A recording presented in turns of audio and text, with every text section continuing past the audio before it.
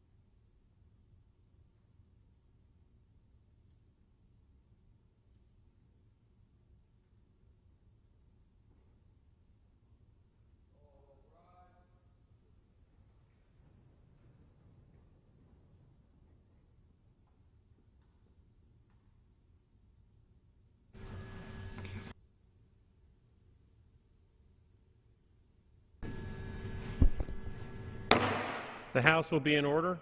The Chair lays before the House a communication from the Speaker.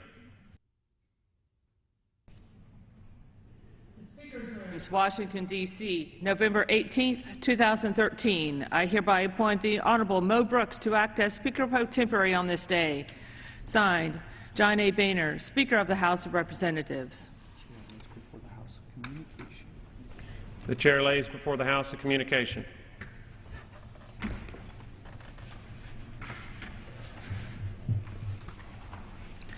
The Speaker's Rooms. The Honorable, the Speaker, House of Representatives. Sir, pursuant to the permission granted in Clause 2H of Rule 2 of the Rules of the U.S. House of Representatives, the Clerk received the following message from the Secretary of the Senate on November 18, 2013 at 10:23 a.m.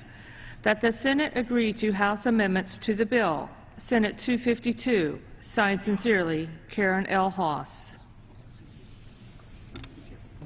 Switch out as soon as Tatum comes. We're just going to switch out with you.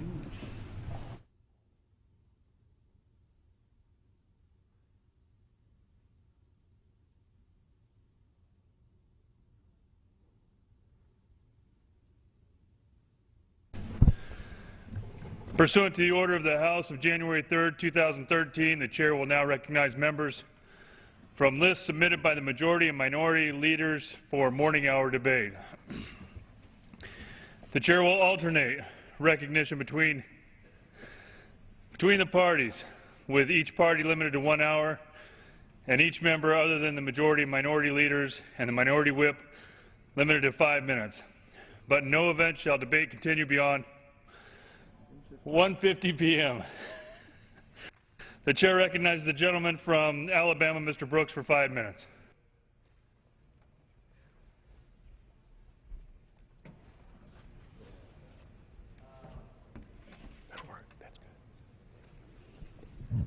Mr. Speaker, on January 15, 2009, in order to get Obamacare passed, President Obama promised America, quote, "If you like your health care plan, you'll be able to keep your health care plan, period. No one will be able to take it away, no matter what," end quote. On June 28, 2012, in order to get re-election votes, President Obama promised, quote, "If you're one of the more than 250 million Americans who already have health insurance, you will keep your health insurance. This law will only make it more secure and more affordable," end quote. President Obama's recent apology for his deception has not stopped cancellation of millions of American health insurance plans, nor slowed the Obamacare-caused skyrocketing health insurance costs. Obamacare forces families to, on the one hand, pay higher Obamacare health insurance costs and cut spending for food, shelter, and clothing, or, on the other hand, go without health insurance and pay tax penalties while risking health care-caused bankruptcy. Montana Democrat Senator Max Baucus, the Senate sponsor of Obamacare, warned us earlier this year that Obamacare was a train wreck waiting to happen. Well, the verdict is in. Obamacare is dysfunctional and threatens the lives and finances of millions of real, hardworking Americans.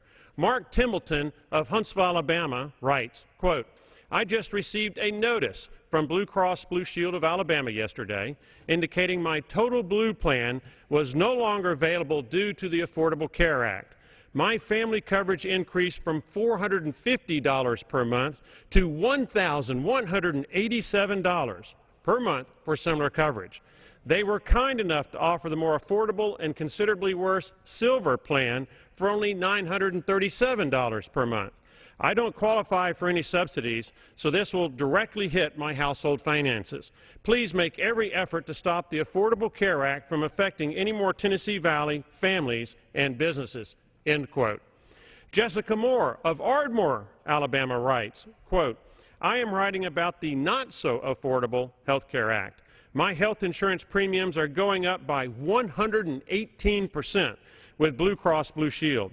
The health care marketplace will be of no help to me as I make too much money. I am a single Iraq veteran.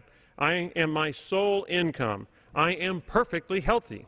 The amount in which my premium was raised is how much money I have left in the bank at the end of the month. I do not live beyond my means. I am a faithful taxpayer. The Affordable Care Act premium hikes are not affordable to me, nor to many other honest taxpayers. Please help the already taxed to the max middle class on this issue," end quote. Obamacare has caused millions of Americans to receive health insurance cancellation letters, leaving them struggling with how to protect their families. Thanks to Obamacare, a year from now, tens of millions more Americans risk losing their health insurance once Obamacare's employer mandate kicks in. Mr. Speaker, while Obamacare is dysfunctional and threatens America's lives, there is a better way. The American Health Care Reform Act, which I have co-sponsored, unleashes the power of free enterprise competition to deliver quality health care at prices Americans can better afford. Among other things, this bill, first, forces lower health care costs by legalizing interstate competition among insurance companies.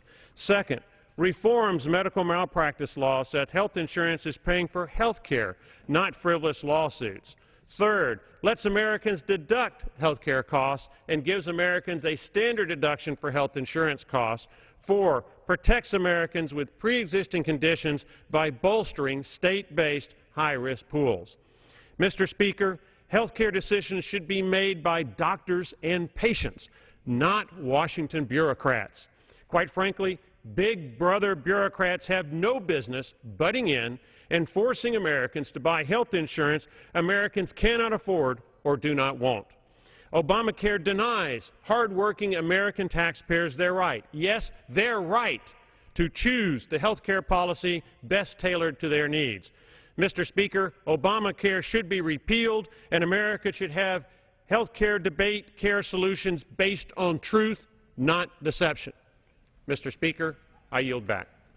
The gentleman yields back. Members are reminded to refrain from engaging in personalities toward the President. Pursuant to Clause 12A of Rule 1, the Chair declares the House in recess until 2 p.m. today.